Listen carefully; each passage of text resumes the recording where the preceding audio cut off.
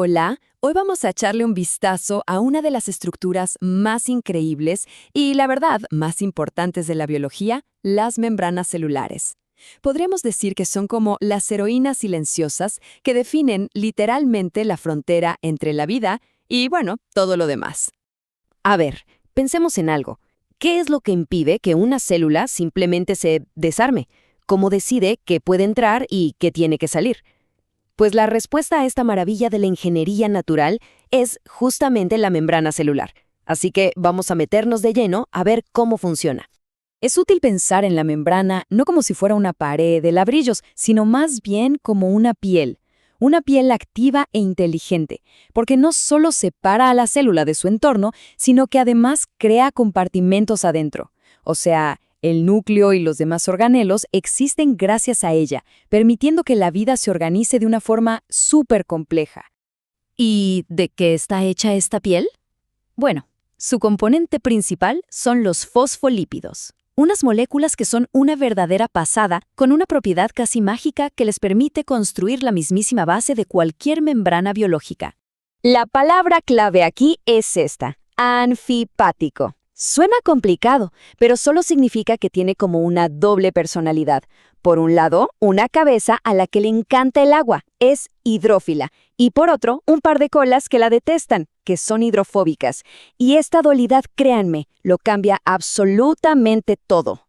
Porque claro, cuando ponemos estas moléculas en agua, que es básicamente el ambiente de cualquier célula, pasa algo asombroso.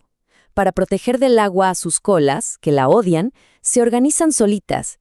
No necesitan ni instrucciones ni energía. Es un proceso espontáneo.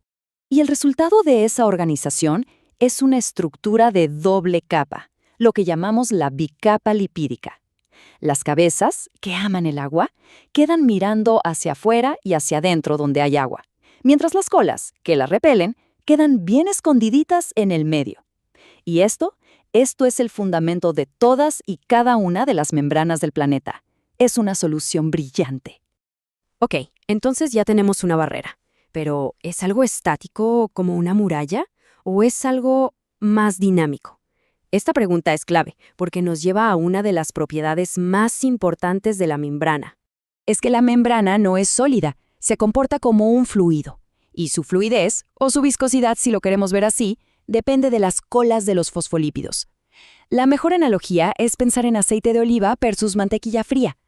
Las cadenas de las colas que son más cortas o que tienen codos, las insaturadas, no se pueden compactar bien. Esto hace que la membrana sea más líquida, como el aceite. En cambio, las cadenas largas y rectas se aprietan mucho entre sí, haciendo la membrana más densa, más rígida, como la mantequilla. Muy bien, si los lípidos son como los ladrillos, la estructura básica, las proteínas son los trabajadores especializados. Son las que le dan a cada membrana sus funciones únicas y la convierten en un centro de actividad y de comunicación. Veamos ahora cómo se meten en esta estructura. Y aquí va un dato que sorprende bastante. En una membrana celular típica, las proteínas son casi la mitad de la masa total. Esto nos deja clarísimo que no son un simple adorno, sino que son tan fundamentales como los propios lípidos. Y estas proteínas pueden estar en la membrana de dos formas principales. Las integrales están metidas de lleno en la bicapa. A veces incluso la cruzan de lado a lado. Y luego están las periféricas, que se unen de una forma más suave, ya sea a otras proteínas o a las cabecitas de los lípidos. ¿Y qué es lo que hacen? Pues de todo. Actúan como antenas que reciben señales, como porteros que deciden quién pasa, como ganchos para unirse a otras células, e incluso participan en la producción de energía. Son las que de verdad le dan vida y función a la membrana.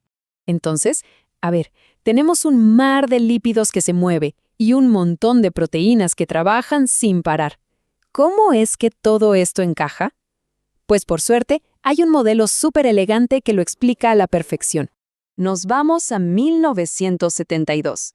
Dos científicos, S.J. Singer y Garth Nicholson, usando la termodinámica y un montón de datos de experimentos, propusieron una idea que básicamente revolucionó la forma en que entendemos la biología celular. Y esta es la idea central, la que hay que recordar. La membrana es un mosaico fluido. ¿Qué significa? Bueno, Mosaico porque está hecha de un montón de piezas diferentes, los lípidos y las proteínas. Y fluido porque esas piezas no están fijas, se pueden mover de un lado a otro como si fueran botes flotando en un mar de lípidos. La verdad, es la metáfora perfecta para describir su naturaleza dinámica.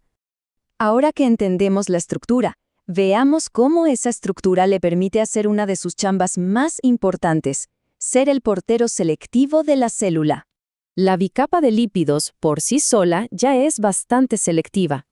Las moléculas chiquitas y sin carga, como el oxígeno o el dióxido de carbono, pasan como si nada. Pero las más grandes o las que tienen carga, como la glucosa o los iones, no pueden pasar, se quedan afuera.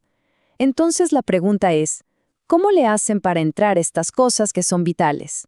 Y aquí es donde entran al juego las proteínas de transporte. Lo hacen de dos maneras. El transporte pasivo es como dejarse llevar por la corriente. Las moléculas se mueven de donde hay más a donde hay menos, sin gastar energía.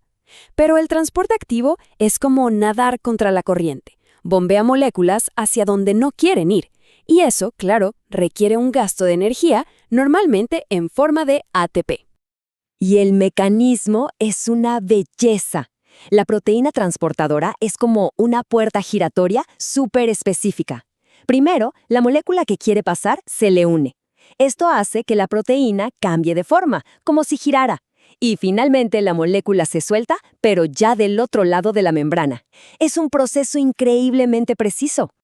Así que el punto clave de todo esto es que la combinación, ese mosaico fluido de lípidos y proteínas, es lo que le da a la célula un control total sobre lo que pasa en su interior. La estructura no es al azar, está diseñada perfectamente para cumplir su función. Y para cerrar, ahí les va una pregunta para que se queden pensando. Si la membrana es fluida, casi como una burbuja de jabón, ¿de dónde saca una célula animal la fuerza para mantener su forma y no ser solo una mancha? Parece que todavía hay más cosas por descubrir en esta historia, ¿no creen?